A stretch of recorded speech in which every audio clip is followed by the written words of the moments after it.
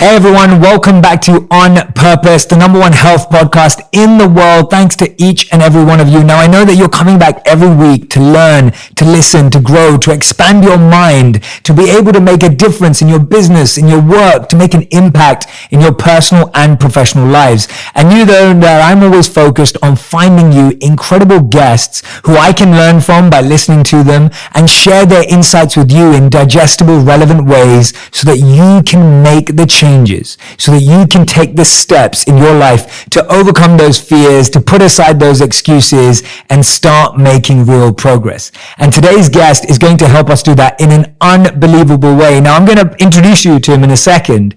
And when you hear his resume and you hear what he's achieved and the work that he's doing now, it is going to blow your mind. So this is definitely one you want your notebooks out for. If you haven't got your notebooks out because you're traveling or you're driving or you're walking your dog, then take a screenshot right now and come back to this podcast so that you can take notes, because I promise you the amount of mentorship you're going to receive is absolutely incredible. Today's guest is Mark Randolph, the co-founder and first CEO of Netflix. He's a veteran Silicon Valley entrepreneur, advisor, and investor. Mark was co-founder of Netflix, serving as their CEO, as the executive producer of their website, and as a member of their board of directors until his retirement from the company in 2003. Mark's career as an entrepreneur spans more than 4 decades. He's been a founder of half a dozen other successful startups, a mentor to early stage entrepreneurs, and an investor to numerous tech ventures. Most recently, Mark co-founded analytics software company Looker Data Sciences, and his new book, which he'll be talking about today, is called That Will Never Work. I love the title, The Birth of Netflix and the Amazing Life of an Idea. That Will Never Work. Mark, thank you for being here. Oh, it's a pleasure, Jay. Thanks for having me. Yeah, it's awesome to have you here. And I love that title, by the way. I think it's brilliant. I can't think of the amount of times I've heard it. I can't even remember the amount of times I've heard it. And who was the first person you ever heard it from? Well, I've been hearing it all my life for the most part, because I've been one of those guys with these crazy ideas. Probably the most famous one is my wife, who you expect to be deeply supportive, but but it happens to all of us. You come running down with a great idea, and what did everyone say? And she said, that will never work? That'll never. She goes, and then? That'll never work, But and now, of course, it's a joke between us, because I've learned that she's kind of a reverse indicator. That if she doesn't like an idea, all right, I'm onto something. Right. That's interesting. My wife is my mainstream test. So if I'm thinking about something and wondering whether I think it's scalable or whether a lot of people will be interested into it, that's when I go and ask my wife. So we have the opposite effect. But actually in the conference, you said that your #1 rule in life was staying married. Why was that such a priority for you? Well, people tend to get this whole business thing and let it take them over. They think this is what's important, that somehow if I make so much money, I'll be happy, or if only this, I'll be happy, or only that, I'll be happy. And you've got to put these things in perspective. The goal is balance. At least my goal is balance. So long time ago, I said, I know a lot of guys who are on their 6th startup and their 6th wife, and I don't want that to be me. So we're kind of jumping almost to the punchline of my life, which is like the thing that I'm most proud of in my life is not starting this company with 150 million subscribers or any of the other things I've accomplished. It's that I did all that stuff and stayed married to the same woman, that my kids know me and I think like me, and I get a chance to pursue the other passions in my life at the same time. I absolutely love that. I think that's such an amazing message, and I'm so glad that you're saying that that's the punchline and that's the real success. I think that's beautiful hearing for anyone who's an entrepreneur listening or anyone who's a business person listening. For them to hear that is such incredible advice. So thank you for sharing that. My pleasure. Yeah, I think it's awesome. I want to dive in. This interview is going to be really phenomenal, because I think what you do so beautifully with your life, like you just did, is you have everything from business mentorship, you have life mentorship. You're able to really think about, and I was just getting mentorship on Disney World. I'm going to Disney World this year, and Mark was walking me through how to have the best experience at Disney World. So I love the breadth of your experience. One of the things I wanted to start with, and this is because I've been fascinated by the story. I've read about it a million times on the internet. I've seen so many versions, but I get to ask you about what happened with Blockbuster. And I know you've shared it before, but I love it because I would love to hear it from you, because I've only ever read and heard about it. Well, certainly, but the first thing you've got to realize is that people kind of have this vision that Netflix has always been the Netflix they know now. That it's in every country in the world, that it's streaming video, that it makes its own TV and radio, that it's a euphemism for getting laid. I mean, that stuff all came later. There was a time when if you wanted a movie from Netflix, we mailed it to you. And we were a DVD by mail business. And it's kind of weird how often I meet people, especially younger people, who have no idea where Netflix started. Totally. And actually, again, you got to stop me. I'll go on these weird segues. No, please, go for it. A day before yesterday, Netflix announced that it shipped its 5 billionth DVD, which blows my mind. Anyway, going way back, our company idea sucked. I mean, we launched this thing and the idea was to do video rental by mail, and it didn't work. And it took us 2.5 years to finally come up with a business model that actually made sense. And here's how Blockbuster gets involved, is that when all of a sudden you figure something out, things take off and it gets incredibly expensive. And we didn't have the money. So I think that year we were on track to do about $5 million in sales, which is not bad. But we were also on track to spend $50 million.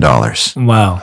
And you don't need to be an accountant to know that is not very sustainable. No, good math. Yeah. So there's a term in business called pursue strategic alternatives, which is code for we got to sell this sucker. Right. And fast. And our strategic alternative was Blockbuster. And Blockbuster was in a totally different place. So we were on track for 5 million. They were going to do 6 billion.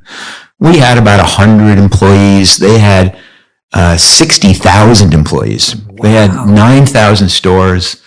So we were nothing. So we called these guys up and said, we tried to get a meeting, nothing, like crickets. So going about our business. And then, as it happens, we were on this corporate retreat. And we were not far from here. We're outside of Santa Barbara at this dude ranch called the Alisal Ranch. And I mean, I'm dressed up today. I shaved for you, Jay. That is my that's my sign of sincere respect. I feel terrible now. No, if you only knew how infrequently that happens, you realize that's my genuflection. But so we're pretty casual in Silicon Valley, and so when you go on retreat, you got to work at it. And seriously, all I had with me on this 3-day retreat was shorts. I had some t-shirts. I was in flip-flop sandals. That was it. And of course, that is when Blockbuster calls and says, we'll see you tomorrow in Dallas. We're going, fuck. How are we going to get from Alisal Ranch to Dallas by tomorrow morning? And so we did that thing that prudent entrepreneurs do, which is when they're $50 million in debt, and we chartered a private jet. And okay, now I'm going to share the little bit of Netflix trivia with you, which very few people know. The jet was owned by Vanna White. Okay. I don't know if you know who Vanna White was. She's the one who spun the letters on Wheel of Fortune. Oh, wow. So I did not know that. No. Yeah, and I'm going, wow, spinning letters pays pretty well, I guess. So we're on Vanna White's jet. We all fly to Dallas. We go up into this building, this huge building, and we walk into this massive conference room. And the Blockbuster guys come in. John Antioco, the head of Blockbuster, Ed Stead is CFO, and they're in there, they're casual, but they're like Hollywood casual with the $3,000 loafer kind of casual. Right. And I'm in flip-flops and shorts and a t-shirt. And I remember I was kind of jealous because Reed Hastings, my business partner, was there, and he had on a Hawaiian shirt. He had buttons. So, anyway, make the pitch. We'll combine forces. You guys will run the stores. We will run the online business. We'll find, another buzzword, synergies. We'll all live happily ever after. And they ask questions. And finally, they asked the big question, which is, how much should we pay for you? What are you talking here? And Reed talked about this on the plane. We go, well, we're in the hole, $50 million. So Reed goes, $50 million. And nothing. In fact, I'm looking over at John Antioco. And he's like struggling not to laugh. And like, we're going, And so obviously the meeting went downhill real quickly. But it's a fun story, but the real revelation took place on the jet home.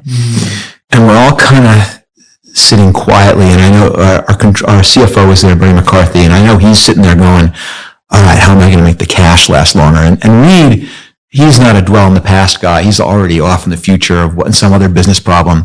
And I'm going like, oh, now what do we do? This was going to be our way out. Yeah. And finally I go, oh, okay. So I, tink the glasses and go, gentlemen, one thing left.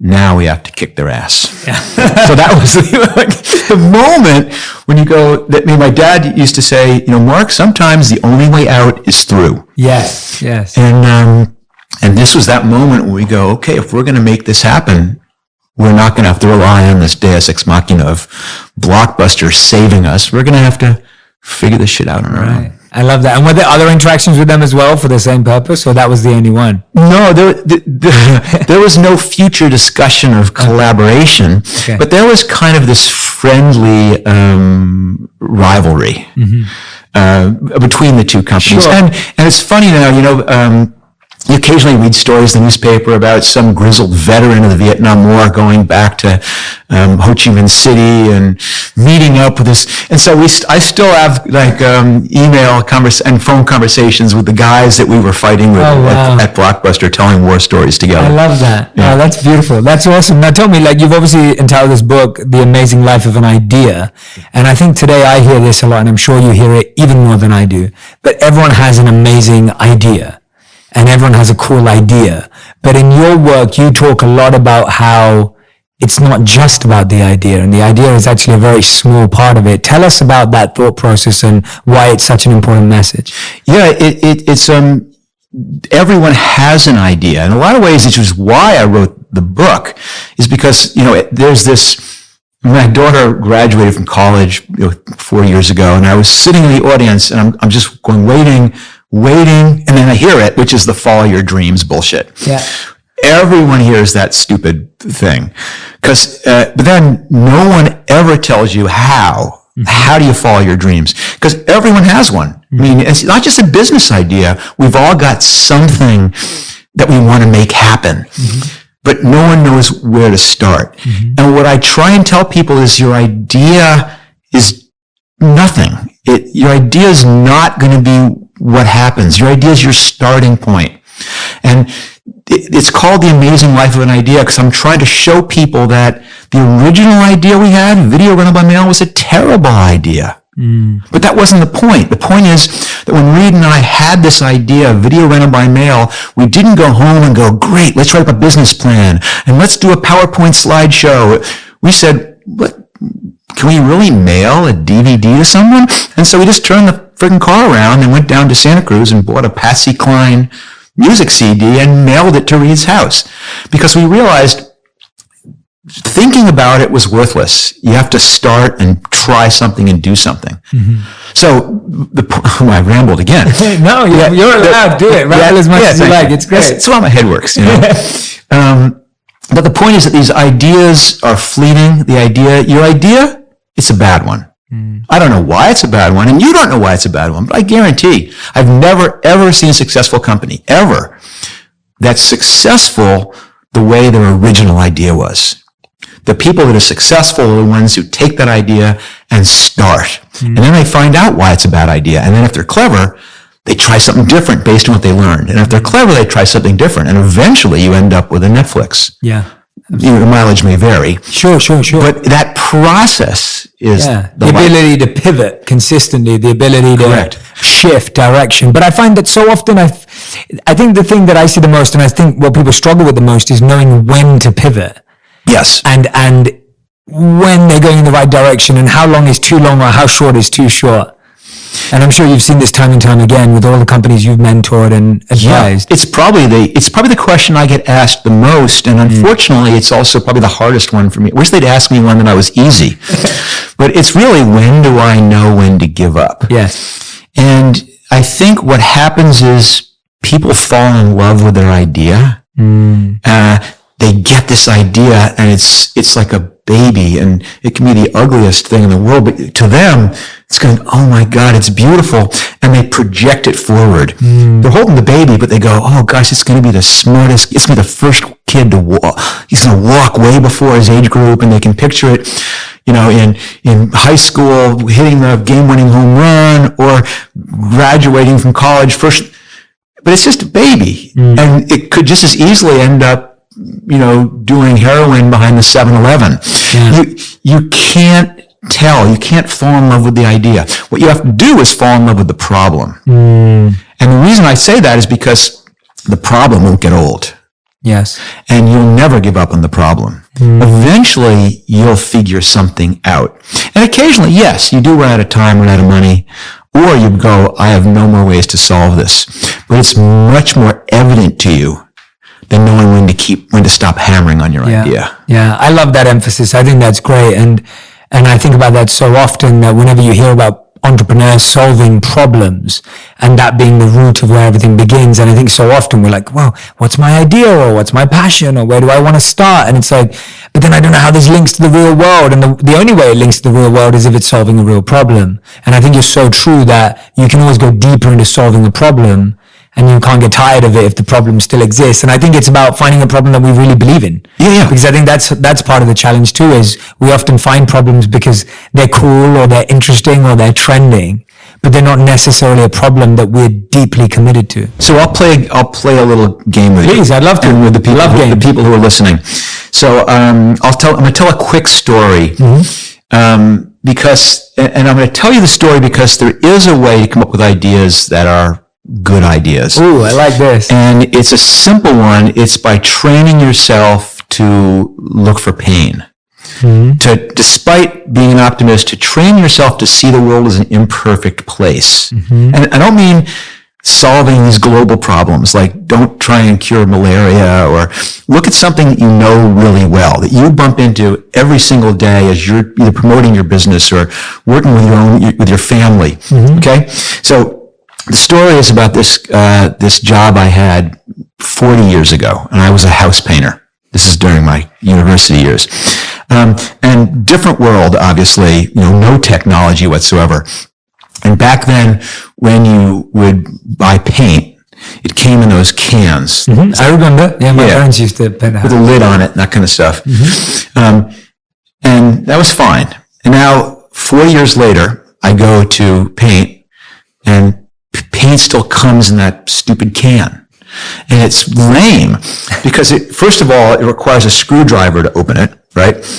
And then when you pour it, it all drips down the side of the can, and it fills up the little rim, and you got to stir it with a stick, and then you got to paint, and you spill paint all over you, and it's just the most disastrous experience. And then, of course, when you got to close the can, you put a hammer on it. I mean, it's ridiculous. But what happens is, if you're picturing as I'm talking this about painting, and you're imagining painting, and you're going, yeah, that paint can sucks.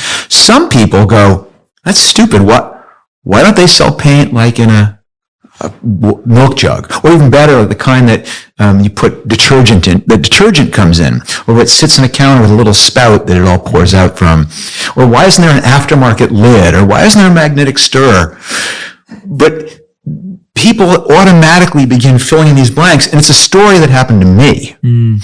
That it's an amazing thing when people begin looking at the frustrations in their life without even thinking about it. These ideas pop into their head, and it's coming back to focusing on the problem. Because the problem will never get stale. And so much of what happened at Netflix was just bumping into one problem after another. And as soon as you solve one, well, lo and behold, there's a new one. And it's why being an entrepreneur is such an amazingly exciting business, because it's perpetual. And I just want to point out to everyone who's listening and watching right now, what Mark said there was really powerful, because not only is Mark talking about finding the problem, which you may have heard before, you may be thinking about before, but something he specifically said, it was like trying to solve a problem that you know well. And I thought that was a really powerful point, because I think sometimes we can get lost in problems that we actually are very distant from and don't deeply understand and have no familiarity with. And I think we are better at coming up with solutions for things we are very familiar with. Yeah, you started off by saying that, you might have an idea, but you're not sure how it fits into real life or how even the problem fits into real world. But you figure those things out by actually starting to try and solve them. Yeah. And they take you places.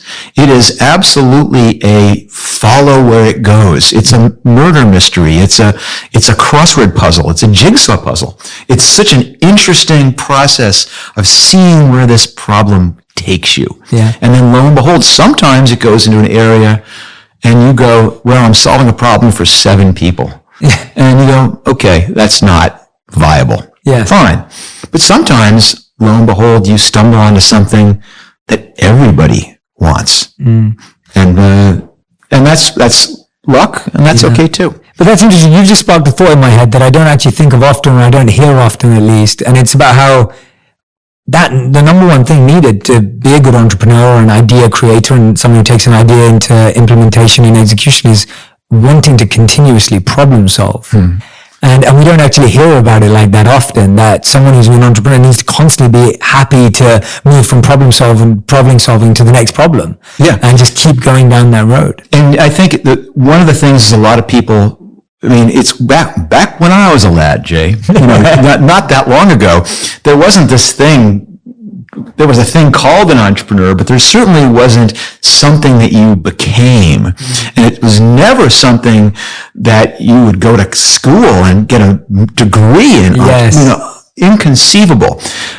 So in some ways it's good because now not everyone who goes to university thinks they have to be a banker or a lawyer or a doctor.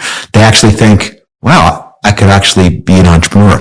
But the problem is a lot of them want to be it for the wrong reason. And they want to do it for the glorification, which is also a shocking thing to me, that they think it's the way to get rich or it's the way to be famous or, you're going to be on Shark Tank or that is not what it's all about. I mean, we're here in LA and it's like the people who move here from all over the world to be an actor or an actress because they think they're going to get rich and famous. Well, I hate to break it to you, but not going to happen, or at least the odds are extremely far against it.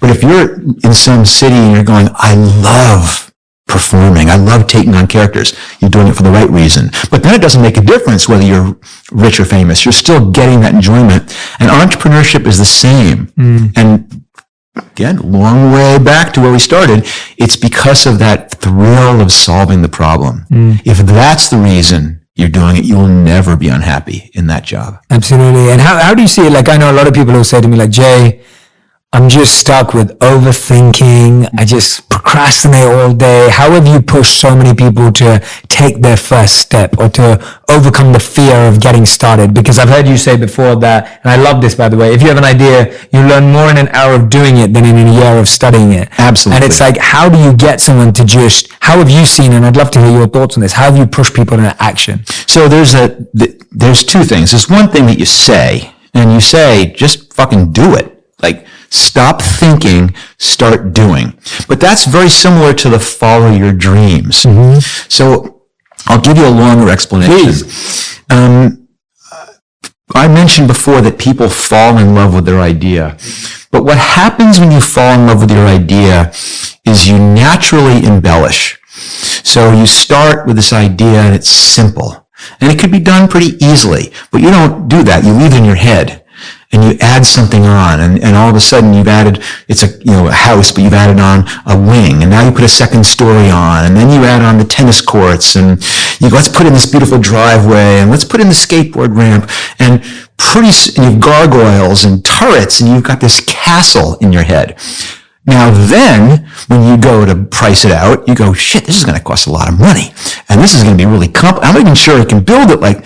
It's too complicated and too big. So the trick is not to build the castle in your mind, but to take your small idea and do it. And if your idea is, I want to build a castle, the cleverness is not, what's my idea? The cleverness is, how can I figure out a quick, simple, and easy way to validate it? And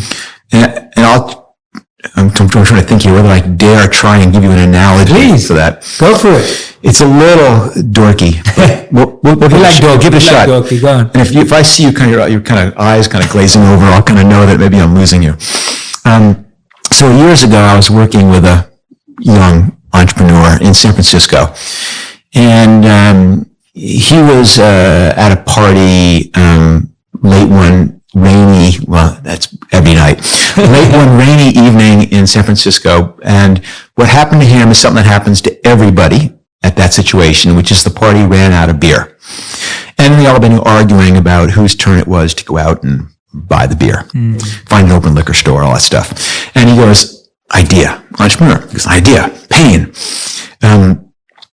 My phone knows where I am. My phone knows my taste. My phone can have a database of all the open liquor stores that deliver. Credit card, hit a button, beer shows up. Great idea. This is a bunch of years ago. Yeah. And back in the day, to test that idea, you would have had to actually build the app, establish relationships with all kinds of liquor stores. You'd have to do a marketing campaign. He didn't want any of that crap. Didn't want to spend the money. Didn't want to have to code anything. So he parsed apart the problem.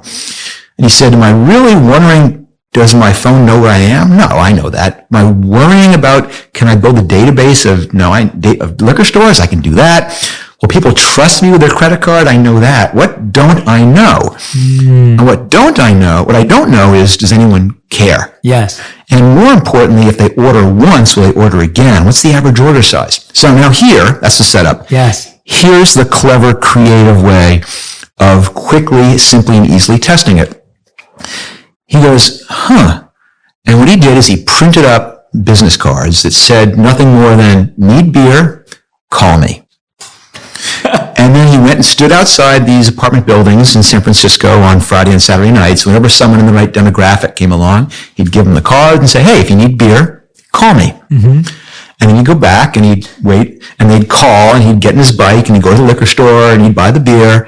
He'd go to the apartment and he'd put on a Viking costume. Don't ask. Okay. And then up he goes and delivers the beer. And he figured out how to test this idea. I love that. Not by building the app, not by raising money, not by getting a co-founding engineer, but by printing out business cards. Oh, I love that. He collided his idea with reality. He did the equivalent of what Reed and I did when we mailed that first used music CD. He quickly and easily found out, is it a good idea? And it wasn't. Yeah. Because everyone was drunk. The orders were small. They were all taking place at 1:00 in the morning. There was no repeat business. But he realized that with a business card. And more importantly, he had real people telling him what worked and what didn't work. And someone eventually said, I have an office. I'm an office manager during the day, and we do these big beer parties, and I'm carrying cases up and down the stairs. And he goes, maybe I'll pivot to doing this. Yeah. And that didn't work either. And then someone said, would you stock my fridge for me? And he pivoted to that, and it worked. Right. And he took this meandering path of an idea, and the idea that worked bore a little resemblance to the one he had at the beginning. It was another example of the amazing life and idea. It was the amazing example of looking for pain, another example of how to test something quickly, simply, and easily, and in many cases without even actually doing it. Absolutely. That's such a great answer, by the way. I'm so glad you went off on that journey. That was brilliant. And again, I'm learning so much just by this conversation is unbelievable so far. If you've been listening or watching right now, I really hope you're taking notes. Again, all of this conversation, you'll learn so much more by reading the book, That Will Never Work, which we're discussing right now by Mark Randolph. So one of the things I love that you point out there, which is so special, I feel, is testing that which you don't know. Right? Like it wasn't about building a database because you know you can do that. I loved all those examples. You know you can build a network of liquor stores that people have done that before, but it was testing the part that you don't know. And I think you're so right that so much we waste all our time and money and resources in building the website, building the app, building the platform, and not even testing the idea at its root core, which actually doesn't cost any money. And that's what I love about your idea the most, that people always say, well, I need some investment, or I need someone to That's dead on. That is exactly it. I am now the master of collecting excuses. Okay. Everyone's got some reason I can't do it. And that's I can't raise the money. Yeah. Well, it's because you designed a castle, which takes too much money. Figure out a simple way to try it. I can't do it because I don't have a business degree. I don't have a computer science degree. I don't have a technical co-founder. And these are all examples for people starting tech ventures. Yes. But everyone with their idea has an excuse. Yes. And what you have to begin recognizing is this a legitimate excuse or not? Am I just scared? Absolutely. And it's okay to be scared. Absolutely. But it's the nature of, risk taking is not doing something crazy, scary, dangerous. Risk taking is starting down a path where you can't see around the corner. You don't know what's next. And not being afraid to reroute along the way. That's the fun part of it. I mean, it's not just jumping off a cliff. Yeah. Here's another talking about cliffs. Let's go the opposite direction. Let's go up the cliff. Yeah. So I'm a climber. I'm an alpinist for most of my life. Yes. And in rock climbing, and now people climb in the gym, so maybe people might recognize this, that when it's easy, okay, two things are in place. One is you can see all the way to the top. And the holds are big enough that you can not only climb up, but if you don't like it, you can climb back down. All right. So the next level of difficulty is you can still see all the way to the top, see the whole route, but it's so hard now that you can climb up, but you can't climb back down. Right. Now, the real scary stuff is when you can't see all the way to the top, and it's so hard that if you climb halfway up, you can't climb back down. But the other piece about rock climbing is that you can't always see all the way to the top from the bottom. So what you have to do is you go up the first 4 or 5 holds and, now I think I can see the next 4 or 5. And you go up those and all of a sudden the route reveals itself to you. Yes. That is what taking an idea down a path is like. It requires that courage to start, even though I'm not sure exactly how I'm going to get there. Yeah. I mean, I'm going to gather I'll go on a limb here. You're probably a reasonably adventuresome eater just because of the travel stuff that you do. Yeah, sure. So you go into a restaurant sometime and you see something on the menu and you go, I have no idea what that is. Yeah. But you order it. Yeah, to try it out. Yeah, to experiment. If you have that level of risk taking, you are fine. Right. Because something comes, what the hell? If you don't like it, you don't eat it. Yeah, right. But occasionally you get amazed. Yeah. And that's what's so wonderful about trying things. Yeah, that's beautiful. So well said. And where on the journey is feedback useful, and what feedback is useful? Because I think, you talked about obviously a wife, you talk about this conversation with Blockbuster, and of course countless more, but just this, I think a lot of us struggle with people's opinions and how people's opinions hold us back or focus back. And I'm not talking about the excuse kind. I'm really focusing on feedback and going, what type of feedback is useful? And how do you decipher whether that feedback is useful or not? Whether that's from a potential investor or a customer or a client or whatever it may be. None of it is useful. Boy, that's too simple a way to say it. Yeah. But what you're hearing is mostly right. Nothing is useful. Or a different way to say it, and especially pertinent since I'm down here in Hollywood, is nobody knows anything.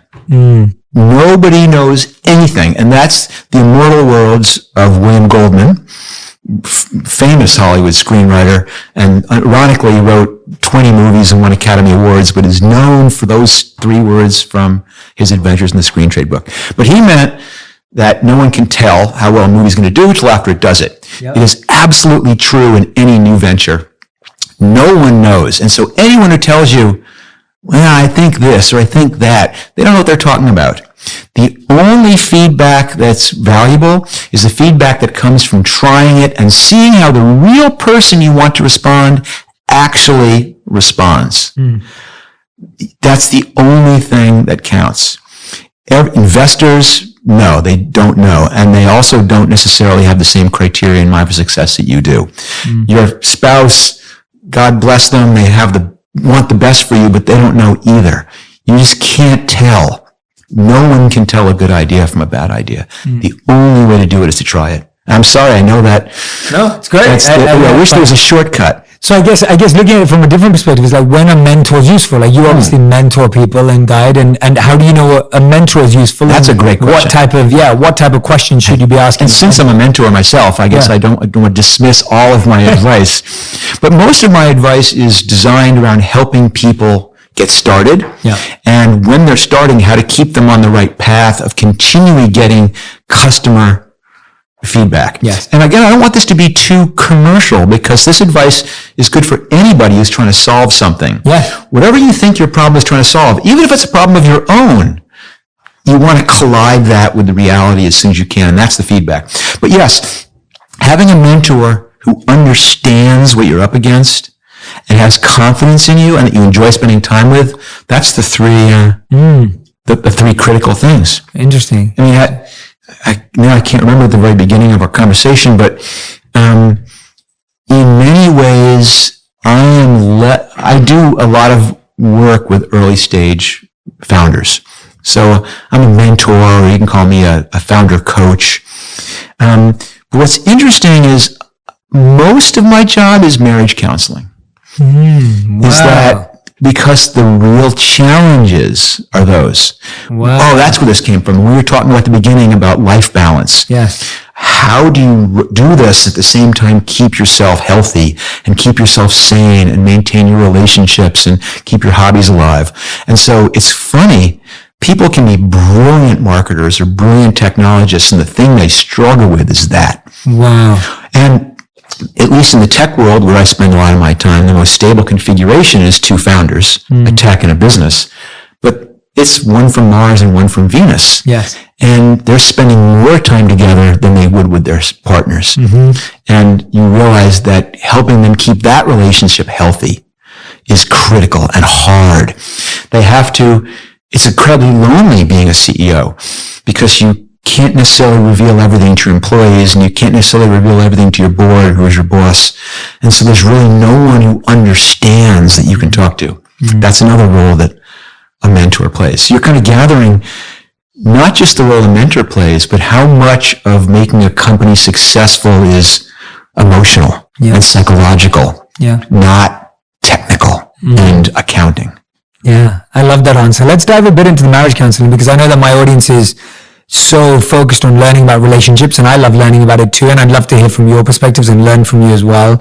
What have you seen have been the kind of like the building blocks of making sure that a relationship with your spouse or your girlfriend or boyfriend or whatever it may be has been able to be maintained through the growth and momentum of a successful company?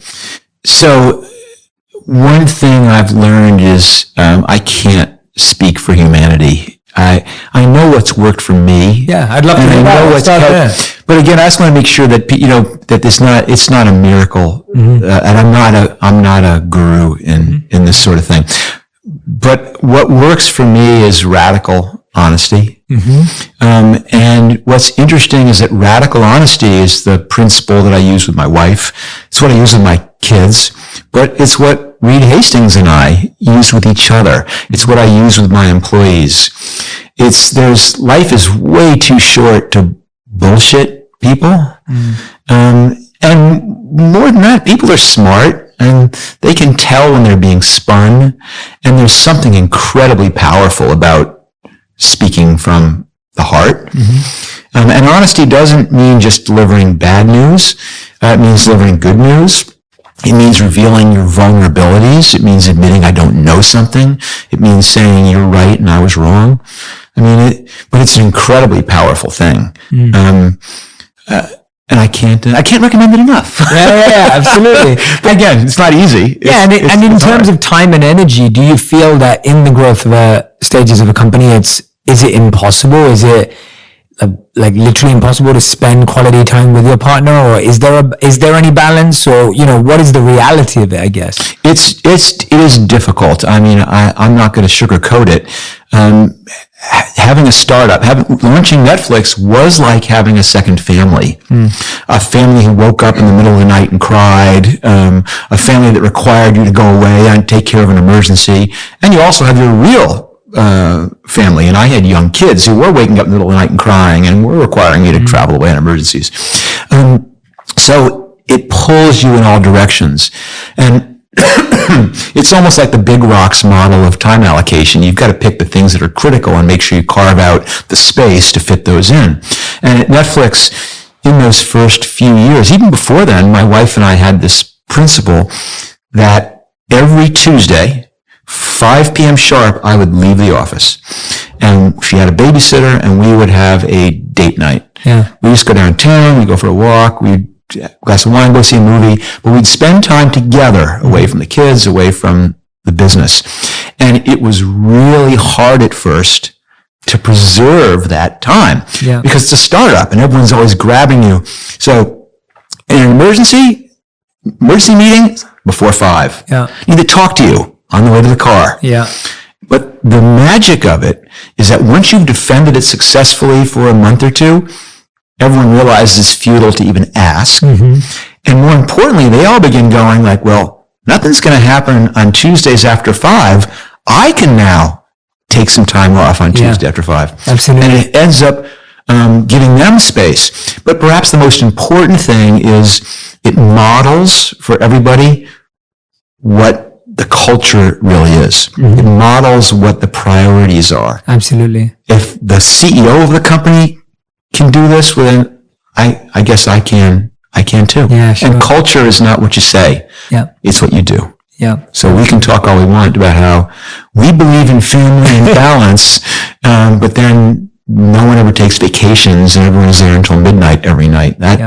That's saying one thing and doing another, which besides not modeling the behavior also says that you are insincere, liar. So, probably the most important lesson that I've learned from 40 years of being an entrepreneur is, and this is going to sound strange, but I am not that special. I've really come to realize that so much of what I've done are things that anybody could do, that these things which I try and beat into people are not rocket science. They're not things that take a great education. You don't even need to be that smart. It's an attitude. It's being willing to start. It's being willing to take a risk. And those are things that anybody can do. And I've just realized almost everyone I speak to, they're smarter than I am. They're more hardworking than I am. They're better prepared than I am. And they just need to get going. And if I can let people know they can do this, then I will really have accomplished something in my life. Oh, that's beautiful, Mark. And thank you so much for placing such a strong emphasis on life as opposed to just business and as opposed to just investments and mentorship and entrepreneurship, but really putting that emphasis on relationships and love and connection and service. So thank you so much for doing that. It's my pleasure. Yeah. And I think I love that about setting and preserving these rituals. That's kind of what it is. It's like, it's not, I think when we leave it open, like, oh yeah, we'll try and find some time this week to spend time together. You never do. Yes. Right? It's almost like it needs to be, the structure lets you be spontaneous, I feel. Like if you just leave it to spontaneity, then you'll never find any structure. But when you start with structure, you can find spontaneity. So maybe one day you went for a walk, or you went for a dinner, or you went for a movie, and you can do whatever it was. But setting that structure is so helpful and useful. I really agree. Yeah. And having rhythm to a life. Rhythm helps as well. I mean, I know that you have this nice rhythm set up. So okay, Mondays I'm busy. Yes. But other days, you can grab time for other things. I mean, it's just a matter of figuring out how to make your life work with your work. Yes, absolutely. No, I love that. Great advice. And then again, what you mentioned, the second partnership, which is usually this co-founder partnership, and you and Reed Hastings used to commute to work together. Yeah. Right. Tell us about that, because that's fascinating. Is that pretty common in the startup world of co-founders? No. Commuting to work together? And it's cool. I love it. I think it's great. It is. I mean, and one little piece of it is that so much of a startup is luck. I mean, there's certainly a lot of things about the Netflix story which were luck. The DVD player actually being widely adopted was luck. The fact that Blockbuster said no was luck. I mean, you can, I'm here because I did a bunch of things right, but I also had a huge amount of things break my way. But one of the lucky breaks was that Reed Hastings' company bought a company that I had helped start. And that was luck. But then the real luck was that he happened to coincide, live in the same town as I did. And that we began carpooling back and forth. And so we became friends in this weird way that would probably not have happened organically. And then the other lucky thing is this company that Reed was running, my company, it was again acquired by someone else, and we were both being fired. So there was another lucky break. So a lot of things conspired to all of a sudden have Reed and I together on a 40-minute to 40-hour commute, knowing that in 6 months or so we'd both be out of jobs. Wow. And that began the process of saying, Reed was saying, I'm going to go back to school, get my higher degree in education and change the world. And me saying, I'm going to go start another company. And then him saying, I kind of want to keep my hands in this whole entrepreneurial thing. So how about this? I will be your angel investor. And we decided to come up with an idea together, and that he'd fund it, I would run it, and away we'd go. And that began these crazy car rides over the hill, as we call it, going over the mountains every day from Santa Cruz to Sunnyvale, brainstorming ideas about pain we had, about ideas we'd come up with, and going back to that amazing life of an idea, most of the ideas we came up with were terrible. Yeah. I mean, this is not like we're going, gosh, we've got to think of an idea about movies because we're both passionate about movies. We were throwing all kinds of crap at the wall. I mean, one of the things Netflix almost was personalized baseball bats, like made on a computer-driven milling machine. Yeah, right. Like just to your exact specifications, Jay. Another was customized shampoo. Like you mail in a lock of your hair, and we'd formulate it just for you. But I'd then go into my little office and research them all day, and then the drive back, I would tell Reed what I learned, and little by little, went through hundreds of ideas. And even one of them was, let's do video rental. Let's try video rental by mail. Because video rental, big category, and I had previously in my career done a lot of mail order stuff and direct mail. Again, stuff you knew. Stuff I knew. Yeah. I'd seen the problems, and both of us had seen the problems with video rental, who hadn't. But back then, video came on those VHS cassettes. Yes, I remember. Yeah, your age, you probably watched Lion King about 6,000 times. Yes. On your VHS cassette. But it didn't work. Like too heavy, too expensive, too fragile. And so that idea got abandoned, and then on to the next crazy idea. And that's where the DVD came in. Because on one of these rides, Reed mentioned this new technology, DVD. And you go, wow, what is it? Like, well, it's this little disc the size of a music CD. And we're going, thin and light. It's cheap. Yeah. Cheap. This might change some things. But then that's where it comes down to don't think, act. Yeah. So rather than this big debate about who can we ask whether mailing a DVD is too fragile, and let's build a business plan, and let's imagine how we're going to build the website. We went, screw it. Let's just take the first step and see if you can actually mail one of these things to yourself. Which is when we turned the car around and drove back to Santa Cruz and went to Logos Record and Tape, used music store, and bought a Patsy Cline music CD.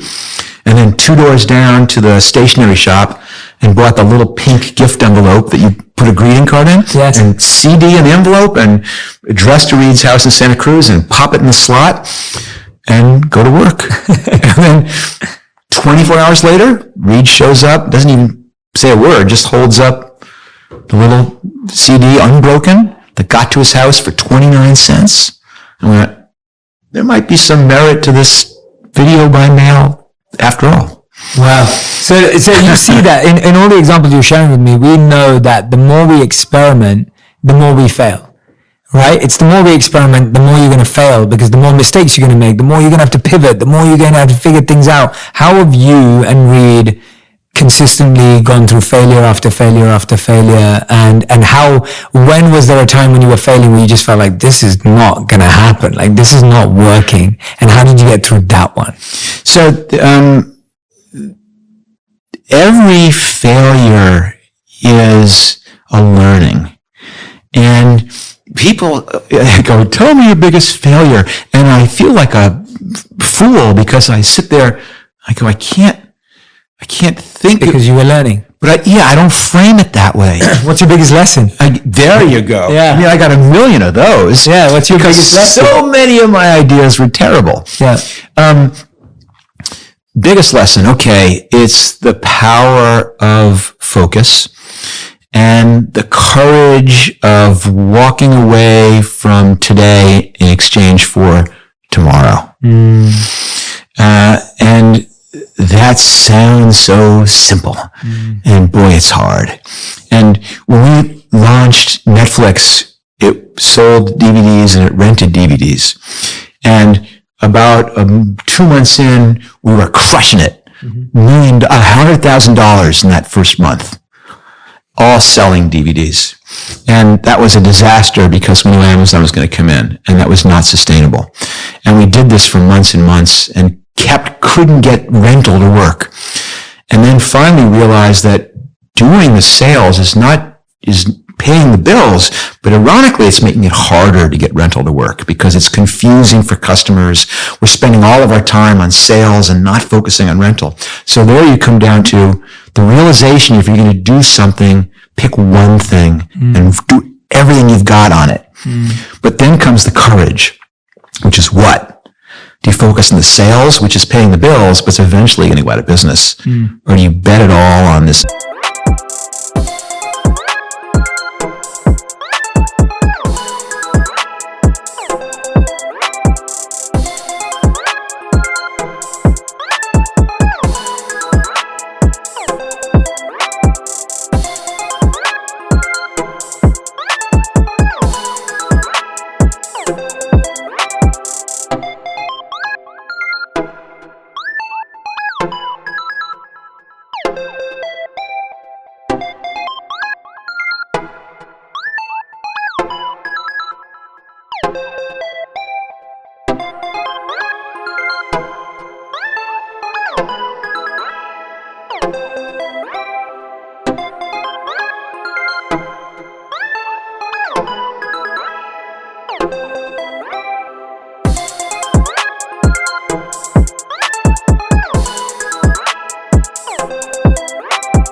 Unproven technology. There's renting DVDs by the mail, which was showing no signs.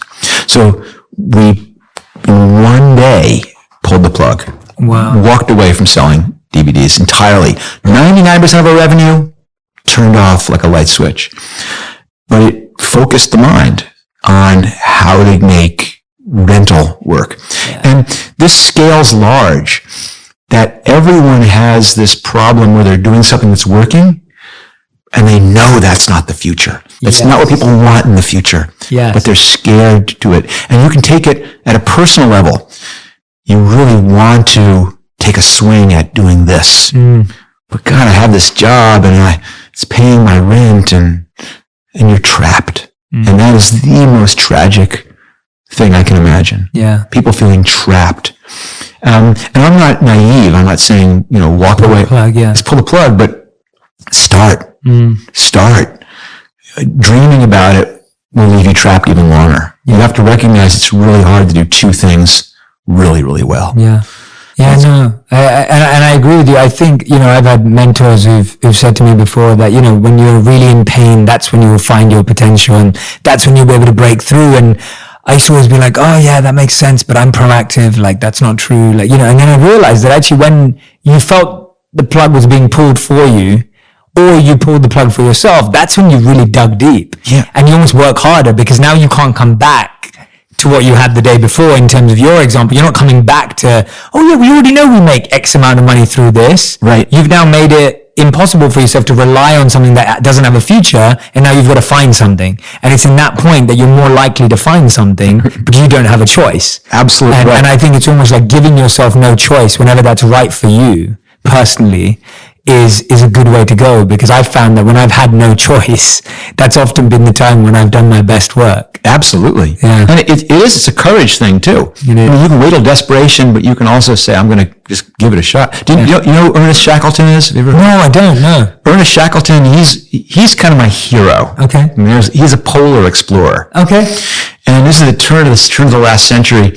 And he wanted to be the first person to travel by land over the Antarctic continent. So I will not tell this whole story. It is the most unbelievable story, though. But anyway, he has this boat. It's the unsinkable wooden boat, and he's sailing to drop off him and his expedition, and they get stuck in the ice. And they go, no big deal. So they all pile off they will wait till the spring when it melts. So they all pile off, and they have camps on the ice. But of course, the ice crushes the boat, and the boat sinks. So now they're all sitting on this ice floe, and it's pretty cushy. They've got to have dog sled races, and they got all kinds of food, and they have wood from the boat for fires.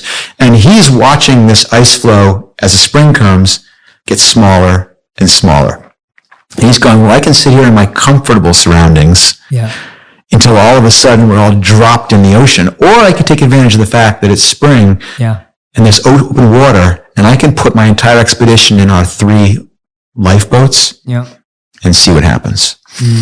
And it thus begins one of the most unbelievable stories of adventure and leadership you could ever tell. But I've always thought about that. This guy who looked around and everyone's comfortable and said, we can't sit and be comfortable. It's what happened at Netflix. What happens all over the place. I love that. Thank you so much, Mark. You're amazing. You're an incredible storyteller. You're fascinating to talk to. I'm excited for everyone else to read this book. That will never work. I genuinely believe that if you've got a big idea, you've got a small idea, you've got no idea, this book's going to help you navigate the process of getting started and then navigate the process of actually making it happen. And I think those two are so distant. It feels sometimes they feel so far away, but this book will definitely get you closer. Mark, we end every interview with a final 5. So I ask you a final 5 rapid fire, quick fire questions. So you have to answer each question in 1 word to 1 sentence maximum. If I allow you to go on, then you can, and I probably will because you're. No, you don't. So here are the questions. The final 5. Number 1, what's your favorite slice of pizza? Start easy. Plain cheese, man. Nice. Okay. Yeah. Question number 2, the best trail you've ever hiked, or your favorite hike of all time, because I know you love being in the outdoors. It's the oh crap! It's the one along the coast.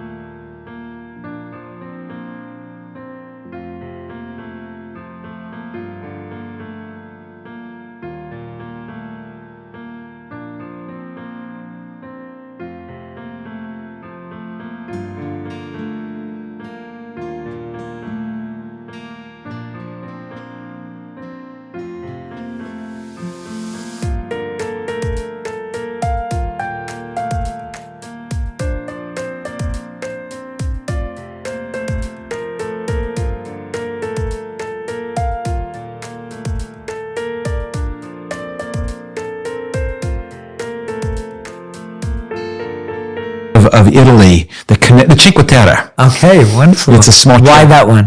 It's a small trail that these 5 towns which are only accessible by fishing boat. Oh, wow. They're really old towns, and they've built this network of trails that connects the 5 towns that run right along the ocean. Amazing. Oh, spectacular. I love that. Okay, awesome. Question number 3, 1 company you wish you started. Ooh.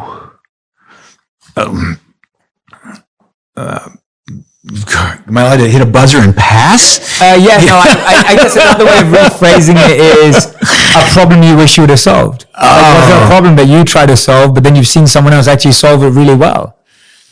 If there isn't, then you can pass, and I'll choose another one. What does it say about me that I can't immediately jump to a 1-word answer about that? No, that's okay. Because of course there's hundreds of things where I go, oh my God, that was so clever. I wish I'd done that. Yeah. I can't. That's okay. That's cool. We'll substitute that for another one. So your question number 3 is, tell us about the Canada principle.